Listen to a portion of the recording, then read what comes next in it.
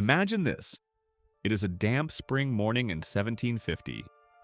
You step out of a swaying wooden carriage onto the Pont Neuf, Europe's most famous bridge, and the world assaults you all at once.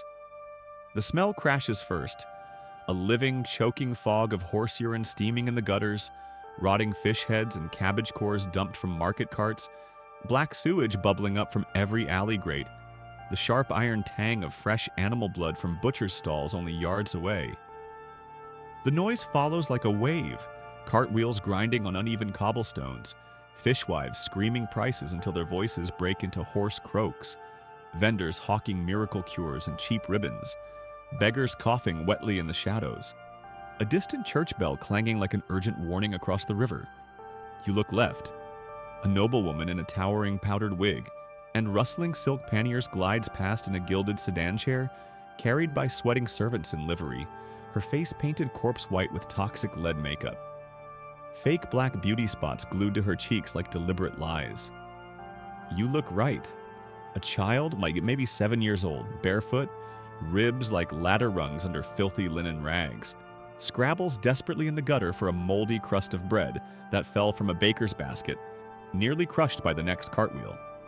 This single frozen second is Paris at its absolute peak and its absolute lowest.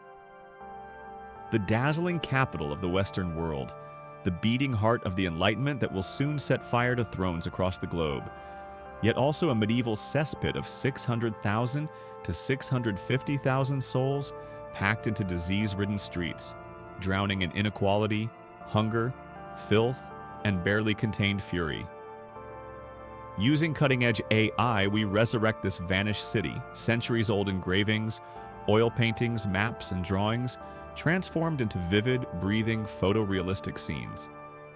You will smell the river, hear the bells toll, feel the tension coil tighter and tighter until it explodes in 1789. If you are ready to walk these beautiful, deadly streets and witness the city that gave birth to the modern age through genius, beauty, and blood, stay with me. This is the long, unfiltered, chapter-by-chapter truth of Paris in the 1700s. The Seine was Paris, its blood, its breath, its open sewer.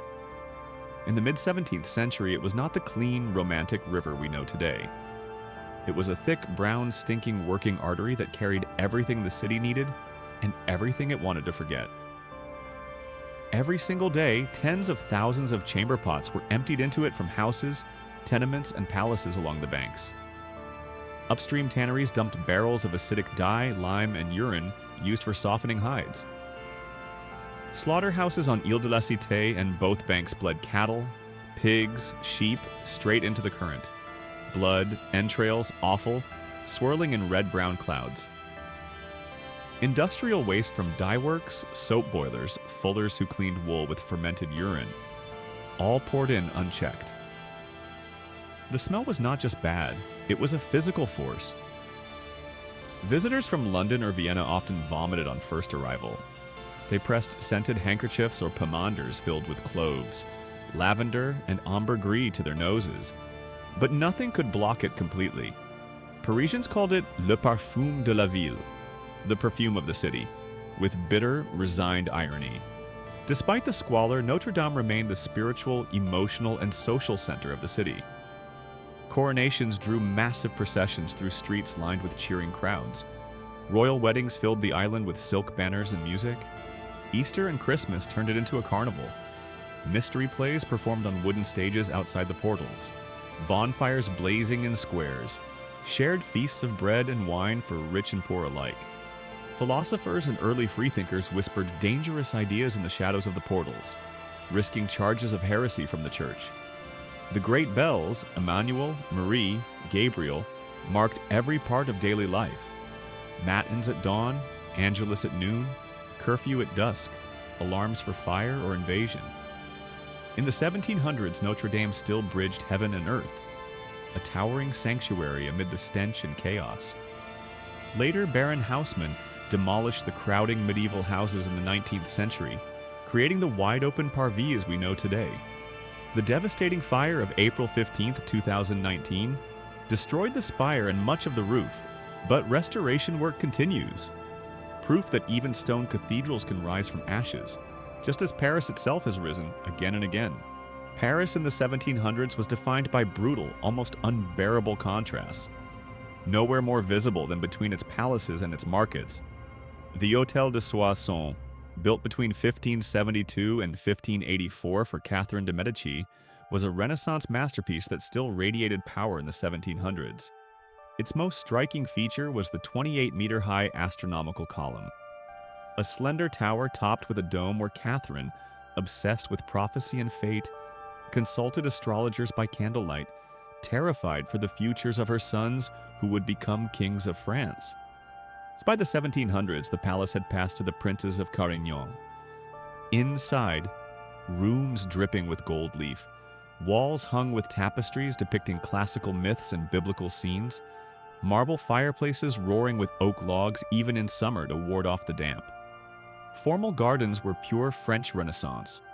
Geometric parterres of clipped boxwood and lavender, bubbling fountains carved with mythological figures, shaded alleys where courtiers in embroidered silk coats and powdered wigs strolled, gossiping about scandals at Versailles, quoting Voltaire's latest satire, mocking Rousseau's radical ideas. Servants in livery swept gravel paths every hour, trimmed roses to perfection, kept the garden an oasis of order and perfume in a city that stank of decay. But literally next door lay Les Halles, Paris's central food market since the 12th century. A sensory assault that never stopped, day or night. Mountains of cabbages, turnips, leeks, onions piled high in wooden stalls. Butchers hacked at cow and pig carcasses with cleavers, blood running in open gutters. Fishmongers gutted cod, eels, herrings, mackerel on blood-stained slabs, scales flying like confetti. Poultry sellers wrung necks of chickens and geese in cages, feathers drifting like snow. The ground was perpetual sludge, rotting vegetables, animal entrails, fish brine, horse manure from delivery carts, human spit and vomit. Flies swarmed in black clouds. Rats darted under stalls. Vendors screamed themselves hoarse. Fresh eels, 2 sous a dozen. Ripe pears, sweet as honey. Housewives in aprons haggled fiercely.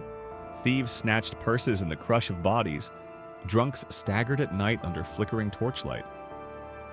The stench was so overpowering that newcomers often fainted on first visit. The contrast was savage. Palace gardens of perfume and geometry verses, market hell of blood, rot, and survival. A visual scream of inequality that fueled the revolution. On the left bank stood the Hôtel de Luynes, home to one of France's richest and most influential noble families. Classical facade with Corinthian columns and pediments, private river quay for discreet arrivals by boat, vast salons lit by crystal chandeliers for balls and receptions, intimate boudoir lined with silk damask, libraries filled with forbidden books and Enlightenment manuscripts. Gardens bloomed with tulips imported from Holland, roses from Ottoman lands, exotic fruits grown in heated orangeries. These aristocratic hotels were private universes, self-contained luxury where nobles hosted the most famous salons of the age. Evenings of music, philosophy, theater, where Voltaire's sharp wit sliced through superstition. Rousseau's passion attacked inequality. Diderot read drafts of the Encyclopédie aloud to gasps and applause. Yet outside the high walls, ordinary Parisians lived 10 to a damp cellar room, shared 1 bucket for waste, died young from disease or hunger. The gap between palace and street was not just physical. It was moral dynamite waiting for a spark. Paris hid entire secret worlds inside its walls. The Temple Quarter, originally the European headquarters of the Knights Templar in the 12th century, had passed to the Knights of Malta after the Templars' brutal suppression in 1307. By the 1700s, it was a semi-autonomous enclave, exempt from most royal taxes, free from guild regulations. This status made it magnetic. Luxury craftsmen flocked here, jewelers setting diamonds and emeralds for court ladies, watchmakers assembling intricate mechanisms with Swiss precision, cabinet makers inlaying ebony and tortoiseshell with mother of pearl. Nobles built discreet townhouses for mistresses, gambling dens, private libraries of forbidden books. The neoclassical gateway opened onto a maze of courtyards, workshops, chapels, and hidden gardens buzzing with clandestine activity.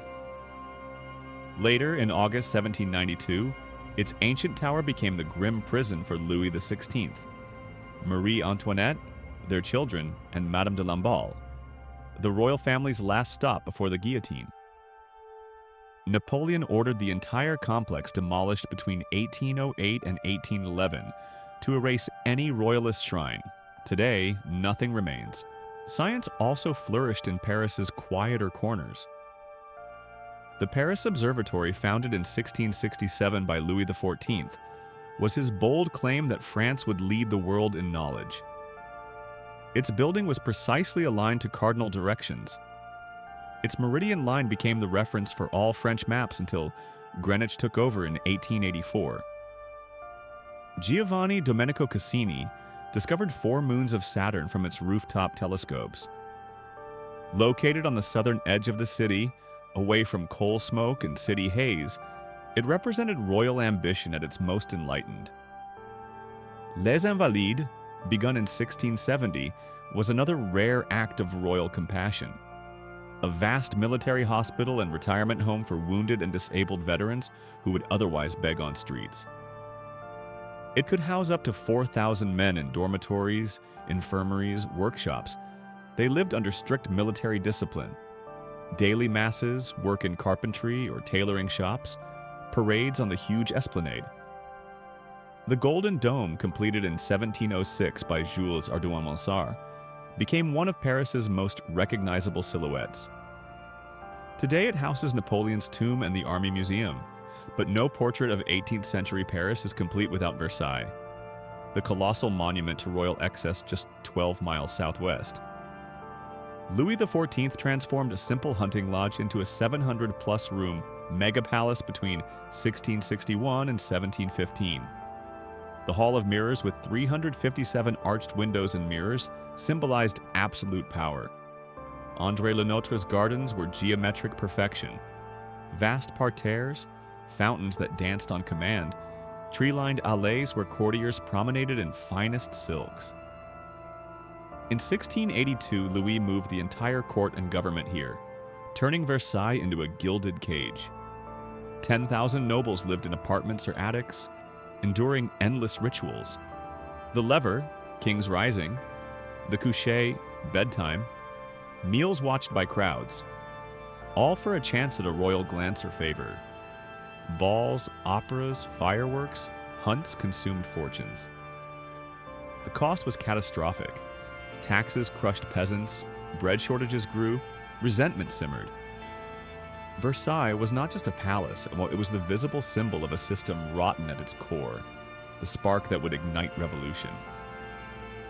While the streets stank and the poor starved, Paris's intellectual salons burned with dangerous brilliance. Elegant drawing rooms and hotels particuliers hosted the sharpest minds of the age. Voltaire's acid wit shredded religious superstition and royal tyranny in pamphlets smuggled under cloaks. Rousseau's discourse on inequality and the social contract argued that civilization corrupted natural goodness, and that legitimate government came only from the people's will. Diderot and D'Alembert's Encyclopédie, 28 volumes published secretly, compiled all human knowledge while quietly attacking dogma, privilege, and absolute monarchy. These ideas spread through cafes, underground presses, letters, whispered conversations, reaching not just nobles but lawyers, shopkeepers, artisans, soldiers, printers. They planted seeds: reason over tradition, liberty over divine right, equality over birth, fraternity over hierarchy. By the late 1780s, France was bankrupt. Costly wars, including aid to American revolutionaries, Versailles' extravagance, poor harvests, bread prices soared. Starving crowds rioted. Louis XVI, weak and indecisive, called the Estates General in May 1789.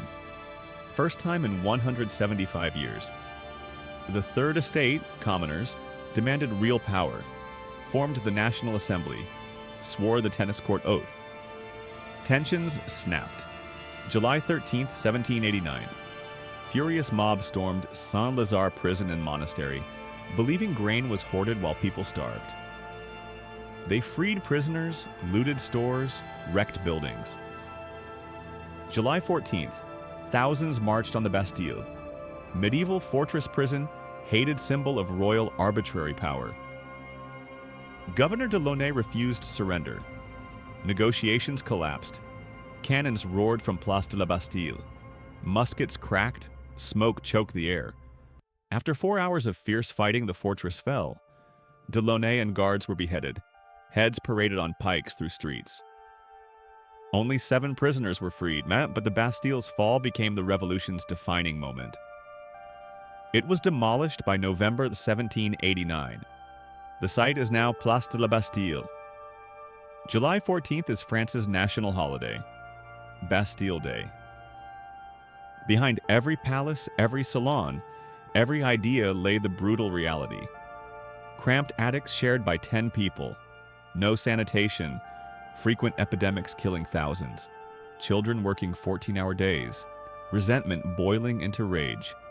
From this crucible of beauty and brutality emerged the modern world: liberté, égalité, fraternité, words that would reshape governments, human rights, and societies forever. Thank you for this long, deep journey through 18th century Paris. Its splendor, its rot, its genius, its fire. If this gripped you like the meta video, subscribe and tell me in the comments, which city and which era should we explore next? Your hometown might be featured soon. Until then, we'll see you in the past.